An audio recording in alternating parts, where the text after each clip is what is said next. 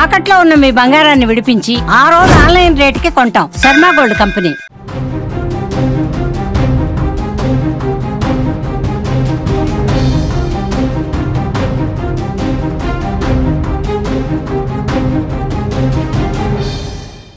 ఏపీకి మరో rain alert జారీ చేసింది వాతావరణ శాఖ.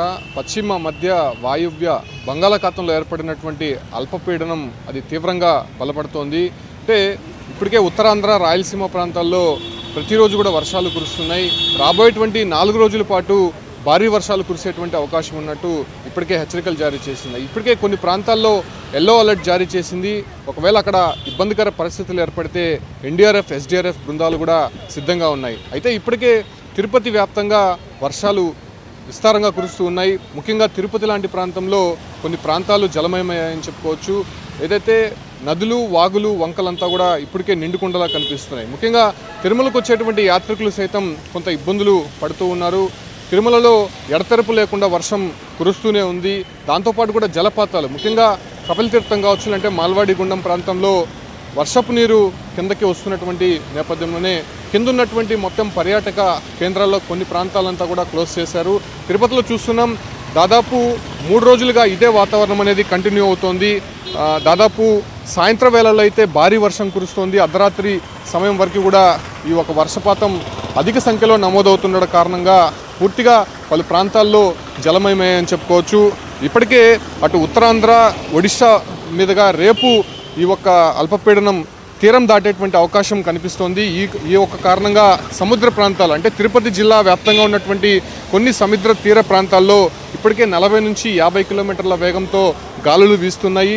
మత్స్యకారులు ఈ 2-3 రోజుల పాటు వేటకు వెళ్ళొద్దని చెప్పి ఇప్పటికే అటు జిల్లా నుంచి అధికారులు హెచ్చరికలు అయితే జారీ చేశారు. అయితే ఇప్పటికే కొన్ని ప్రాంతాల్లో ఎల్లో అలర్ట్ జారీ చేశారు. ముఖ్యంగా ఉత్తరాంధ్ర, దక్షిణ కోస్తా ప్రాంతాల్లో ఇప్పటికే వర్షపాతం అధికంగా నమోదవుతోంది. దాంతోపాటు కూడా ఇటు రాయలసీమ ప్రాంతానికి సంబంధించి 2 రోజుల నుంచి కూడా భారీ వర్షాలు కురుస్తున్నాయి. ముఖ్యంగా ఈ ఒక్క ప్రాంతాలు, అంటే తిరుపతి జిల్లా వ్యాప్తంగా కావచ్చు, అంటే తమిళనాడు సరిహద్దు ప్రాంతాలు ఏవైతే ఉంటాయో ఆ ప్రాంతాలంతా కూడా భారీ వర్షాలు కురుస్తున్నాయి.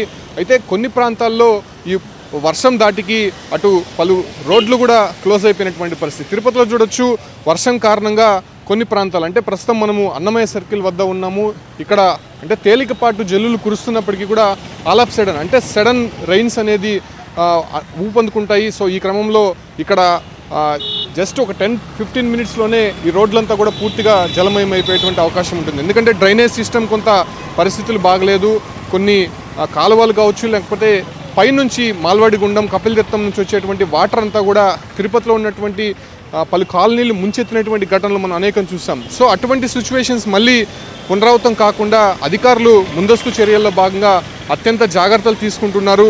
ఎక్కడా కూడా ఇబ్బందులు కలగకుండా ప్రజల్ని అప్రమత్తం చేస్తున్నారు. ముఖ్యంగా కపిలతీర్థం డౌన్లో ఉన్నటువంటి జీవకోన, రాజీవ్ నగరు ఈ ప్రాంతంలో అంతా కూడా అక్కడ ఉన్నటువంటి ప్రజలు, అంటే గతంలో అక్కడ ఉన్నటువంటి సిచ్యువేషన్స్ని బేస్ చేసుకొని ఆ ప్రాంతాలు నీట ముడిగేటువంటి అవకాశం ఉండడంతో ముందస్తుగా ఒకవేళ భారీ వర్షాలు కురుస్తున్నా లేకపోతే సడన్ రైన్స్ పడినప్పటికీ అంటే దాదాపు ఫ్రాక్షన్ ఆఫ్ సెకండ్స్లోనే అక్కడ నీరు చేరేటువంటి అవకాశం ఉంటుంది. సో ఆ ప్రాంతాలంతా కూడా ప్రజలు ఇప్పటికే అప్రమత్తంగా ఉండాలని చెప్పారు. దాంతోపాటు కూడా కొన్ని భారీ కాలువలు అనేది తిరుపతిలో ఉన్నాయి. డ్రైనేజ్ సిస్టమ్ సంబంధించి కొన్ని లింకప్స్ ఉన్నాయి. సో ఆ ఒక కాలువలన్నీ కూడా వర్షపాతం అధికంగా నమోదైతే, ఒకవేళ ఫ్లోటింగ్ ఎక్కువ వస్తాయి, అంటే ఇతర ప్రాంతాల నుంచి నీరంతా కూడా ఆ ప్రాంతానికి చేరితే కంప్లీట్గా అవన్నీ కూడా మునిగిపోయి ఇళ్లలోకి చేరేటువంటి అవకాశం కనిపిస్తుంది. కాబట్టి సో ఆ రకంగా జాగ్రత్తలు కూడా తీసుకోవాలని చెప్పి ఇప్పటికే ఐఎండీ హెచ్చరికలు జారీ చేయడంతో పాటు ఇక్కడ జిల్లా అధికారులు కూడా కొన్ని ఇన్స్ట్రక్షన్స్ అయితే ఇచ్చారు. ముఖ్యంగా ఇక్కడ ఉన్నటువంటి కళ్యాణి డ్యామ్ కావచ్చు, అంటే తిరుమలలో ఉన్నటువంటి గోగర్భము, పాపనాశము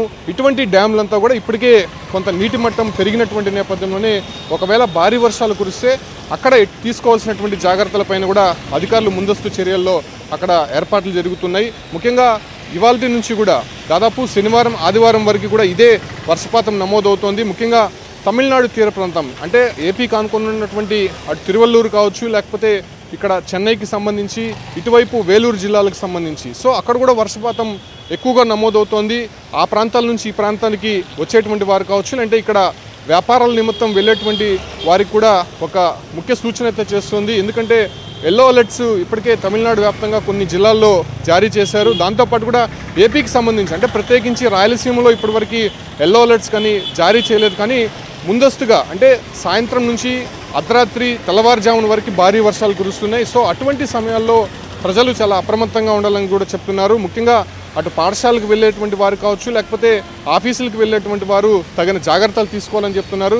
ముఖ్యంగా ఒకవేళ ఆల్ ఆఫ్ సడన్స్ రెయిన్స్ ఎక్కువైతే అధికారులు ఎవరైతే ఎమర్జెన్సీకి సంబంధించినటువంటి సర్వీసెస్ ఉంటాయో వాటన్నిటిని కూడా సెలవులు రద్దు చేయాలని చెప్పి ఇప్పటికే అధికారులు సూచించారు. సో ఇవాళ నుంచి కూడా ఏపీలో వర్షపాతం ఎక్కువ నమోదయ్యేటువంటి అవకాశం ఉన్నట్టు అటు వాతావరణ శాఖ హెచ్చరికలు జారీ చేసినటువంటి నేపథ్యంలోనే కంప్లీట్గా ఆ దశగా ఎటువంటి చర్యలు తీసుకోవాలి, ఒకవేళ ప్రజలు ఏ రకంగా అప్రమత్తంగా ఉండాలో ఇప్పటికే అధికారులు పలు సూచనలు చేస్తున్నారు. కంట్రోల్ రూమ్లు ఏర్పాటు చేసినటువంటి నేపథ్యంలోనే ఒకవేళ ఇబ్బందికర పరిస్థితులు ఏర్పడితే ఖచ్చితంగా అధికారులకు సమాచారం ఇవ్వాలని చెప్పి కూడా చెప్తున్నారు. ముఖ్యంగా తిరుమల ఘాట్ రోడ్లో వెళ్ళేటువంటి వాహనదారులకు ఒకటే సూచిస్తున్నారు, కొండ చర్యలు విడిగిపడేటువంటి అవకాశం ఉంటుంది. ఇప్పటికే ఘాట్ రోడ్లో పలు ఇంజనీరింగ్ వర్క్స్ జరుగుతున్నాయి. సో అటువంటి క్రమంలో ఆచితూచి వెళ్లాల్సి ఉంటుంది. సమయానికి సంబంధించి ఏదైతే నిర్దేశించి ఉంటారో ఆ సమయానికి అనుగుణంగా నిదానంగా వెళ్లాల్సి ఉంటుంది. కాబట్టి ఆ రకంగా వాహనదారులు కూడా చాకచక్యంగా వాహనాలు నడపాలని కూడా చెప్తున్నారు. ముఖ్యంగా డౌన్ ఘాట్లకు సంబంధించి పలు ప్రాంతాల్లో రోడ్లపై నీరు అధికంగా ప్రవహిస్తుంది కాబట్టి అప్పుడు కూడా జాగ్రత్తలు తీసుకోవాలని కూడా చెప్తున్నారు. సో ఈ రకంగా 4 రోజుల పాటు అటు ఏపీ వాసులు అంటే ముఖ్యంగా రాయలసీమ, కోస్తాంధ్ర, ఉత్తరాంధ్ర ప్రజలు జాగ్రత్తగా ఉండాలని చెప్పి ఇప్పటికే వాతావరణ శాఖ హెచ్చరికలు జారీ చేసింది. కాబట్టి ప్రజలు కూడా దీన్ని గమనించి పలు సూచనలు, సలహాలు తీసుకొని జాగ్రత్తలు తీసుకోవాలని చెప్పి కూడా సుమన్ టీవీ కోరుతుంది. Keep watching Suman TV.